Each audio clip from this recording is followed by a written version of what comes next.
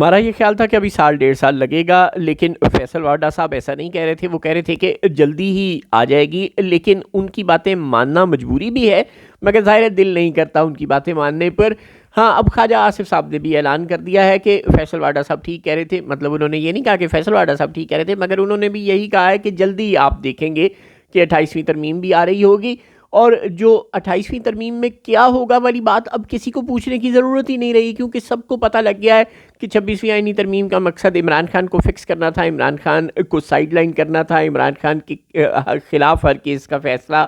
آئے، عدالتیں بالکل غلام بن جائیں۔ 27ویں آئینی ترمیم میں عدالتوں اور اس کے نظام کو چھیڑا ضرور کیا ہے تاکہ اگر کبھی کہیں کسی جج کے دل میں کوئی خیال اٹھ رہا ہو تو اس کو بھی کرش کیا جا سکے، اس کے علاوہ کوئی خاص مقصد نہیں تھا، ورنہ عدالتیں تو پہلے ہی فتح شدہ تھیں۔ اب جو 27ویں آئینی ترمیم کا بنیادی مقصد تھا وہ اہل قوت کے لیے اپنی قوت کو مزید اپنے ہاتھ میں یکجا کرنا تھا، وہ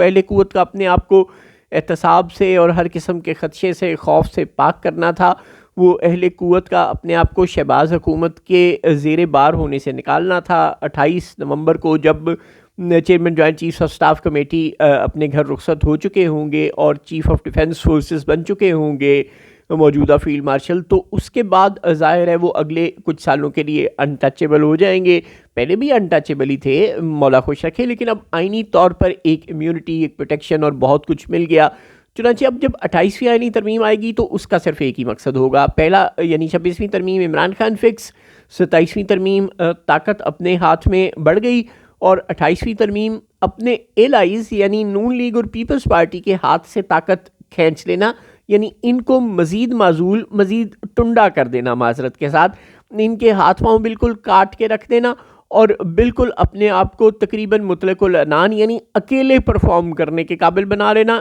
کسی کی محتاجی نہیں رہے، کوئی آئے کوئی جائے۔ جیسے ایران میں سپریم لیڈر ہوتا ہے، بالکل اب پاکستان میں ایک سپریم لیڈر آ جائے گا، یہ والا اب معاملات اس طرف جا رہے ہیں۔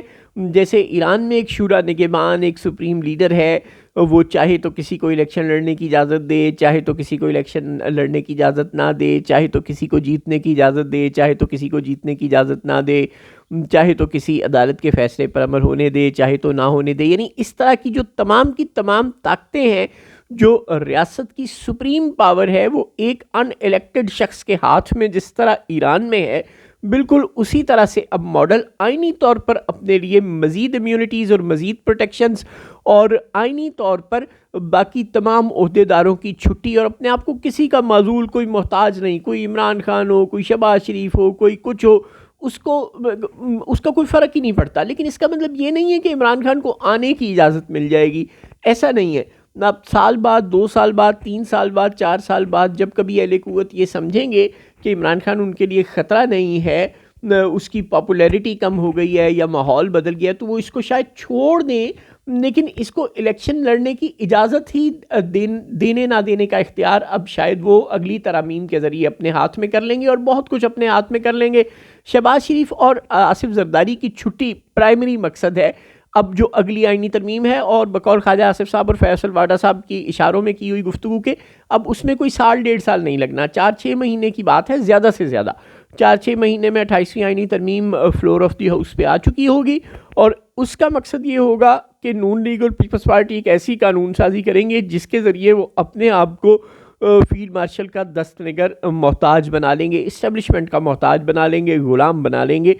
تسلیم کر لیں گے، اعتراف کر لیں گے، آئینی طور پر لکھ کر دے دیں گے کہ ہم غلام ہیں، ہم ماتحت ہیں، اور ہم سپریم نہیں ہیں۔ جس طرح اب ایگزیکٹو کے ماتحت عدالتیں ہوئی ہیں نا، جو کہ پاکستان کا آئین کہتا تھا کہ ایگزیکٹو، مقننہ اور عدلیہ الگ الگ ہیں، تینوں ایک دوسرے پر اثر انداز نہیں ہوں گی۔ اب یہ ہوا کہ ایگزیکٹو کی ماتحت ہو گئی عدلیہ، اور اب ایگزیکٹو کا ایک سب کلاس، ایک چھوٹا حصہ یعنی کہ اسٹیبلشمنٹ ایگزیکٹو سے بڑا ہو جائے گا، ہے نا سائنس، یعنی سویلین سے بڑا ہو جائے گا، سویلین سے زیادہ طاقتور ہو جائے گا۔ 28ویں آئینی ترمیم میں گویا عمران خان اور P T I not in focus any more, Imran Khan اور پی ٹی آئی کے ساتھ جو ہونا تھا وہ ہو چکا، جو اسٹیبلشمنٹ نے اپنے ہاتھ میں طاقت مزید بڑھانی تھی وہ بھی بڑھا دی۔ اب اگلا مرحلہ جو نون لیگ، پیپلز پارٹی، یعنی جو اسٹیبلشمنٹ کو جو سیاسی یا جمہوری بیساکھیوں کی ضرورت تھی، ان بیساکھیوں سے جان چھڑا کر اپنے پیروں پر کھڑا ہونا ہے۔